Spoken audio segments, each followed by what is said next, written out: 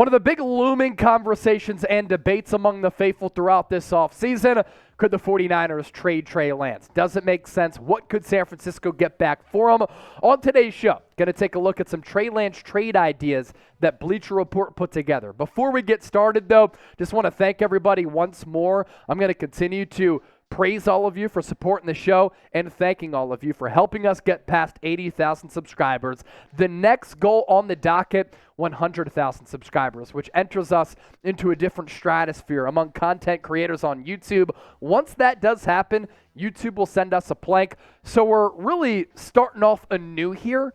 20,000 subs left to get to 100K. When is it going to happen? I predict at some point during the NFL season. And if it comes during a watch party, it's going to be absolutely bananas. All right, let's go back to Trey Lance here. I would not trade Trey Lance. I would give him ample opportunities and every opportunity to earn the starting quarterback role throughout this offseason. And he's going to have an opportunity to do that. Brock Purdy's going to be sidelined because of that elbow surgery. I don't believe that Sam Darnold is going to take over the QB1 duties. Now is the time for Trey Lance to prove to this organization, to the coaching staff, to his teammates, that he can live up and fulfill the expectations of being the number 3 pick in 2021 and be the guy that a lot of people envision him being when he was selected out of North Dakota State. But does the signing of Sam Darnold tell a story? Is San Francisco worried about Trey? So they bring in a guy with upside in Darnold, who's still really young, who's never had stability or continuity at USC with Clay Helton, with the Jets, or with the Carolina Panthers. Do the 49ers even trust Trey Lance to produce or stay healthy? And are they looking to move on? Let's talk about all of this. My thoughts on Lance. I'm a believer in him. I think he can be a really good player. I still think there's untapped potential within Trey Lance's body. He just hasn't had the opportunity to prove it. He turns 23 years old in May. All he needs is experience. Unfortunately for him, hasn't gotten a lot of it. 21 combined starts going back to 2019 from his time at North Dakota State with the Bison, and 4 starts at the NFL level. But great size, really good athleticism. You can run RPO. He can really complete any throw on the football field, but can he do it consistently? That's what Kyle Shanahan wants from his quarterbacks. A guy who can distribute it, get the ball to his playmakers in space so that they can pick up yards after the catch. And with Trey, this is the biggest thing he needs to work on here. Point number 5, needs to iron out his accuracy issues and the mechanics, sometimes a little bit too clunky. So, Bleacher Report putting together these 3 trade ideas, and I want to gauge your thoughts on these trade ideas. This one with the Miami Dolphins. 49ers receive a 3rd-round pick in this year's draft, as well as a 6th-round pick. Miami Dolphins get Trey Lance. Obviously, with Tua, not sure what his health status is going to be. Miami Dolphins did exercise his 5th-year option, but this is interesting because it teams up Trey Lance with his former offensive coordinator in Mike McDaniel, who was here during the 2021 season when Trey Lance was a rookie. Mike McDaniel is a very creative offensive mind, just like Kyle Shanahan, because Kyle Shanahan was his mentor. So what could Mike McDaniel do with Trey Lance? A lot of interesting things, and they had the weapons that kind of suit what Lance does well. Throwing the deep ball, not as accurate, I mean athleticism to get out to the perimeter, so that's somewhat interesting. Another team with the quarterback question mark is the New York Jets. The trade for Aaron Rodgers has not officially happened yet. It's New York, it's Green Bay, jockeying right now, going back and forth, riding the seesaw on their negotiating asking price to pull off the trade. So if the Jets were to not get Aaron Rodgers, this trade could happen worth a couple of draft picks, which we just showed you. This only does happen if the Jets do not land Aaron Rodgers. Because let me pose this question for you. What the hell are the abysmal Jets going to do if they don't get Aaron Rodgers? You can't tell me they're going back to Zach Wilson. They're not going to draft a quarterback right with where they are in the upcoming NFL draft. A lot of the top-tier backup fringe starters are off the market. Derek Carr is playing for the New Orleans Saints. So what would the Jets do? Would they be forced into a scenario in which they have to trade for Trey Lance? That's what makes that one interesting. One more trade idea to get to, then we'll start answering your questions as well as your super chats. What is Trey Lance worth in a trade? As of right now, we're seeing a lot of mid to late round picks coming back as compensation. Be honest with me. Let me know. Don't be biased. I want your honest thoughts. Trade idea with the Tennessee Titans. 49ers receive a third-round pick in this year's draft and a fifth-round pick in this year's draft at the end of April. And the Titans get Trey Lance. You can't convince me that Ryan Tannehill is it. Did you watch Malik Willis last year? He was awful. This one, pretty fascinating because it reunites Trey Lance with the guy who was in the front office, who did some scouting on Trey Lance, who was a part of the front office that traded up to take Trey Lance, number 3 overall, and exhausting 3 future first-round picks to take Lance, and Rand Carthon, who's been the director of player personnel for San Francisco and is now calling the shots in Nashville for the Titans. And you think about what Rand Carthon has done. Signed former Niner Azeez Al-Shire. Signed former Niner Arden Key. Signed former Niner Daniel Brunskill. Could he bring in another former Niner in Trey Lance? So which trade idea do you like? We cooked up 3 for you thanks to Bleacher Report. 1, 2, or 3. You let us know down in the comment section. And with that, Real One roll call.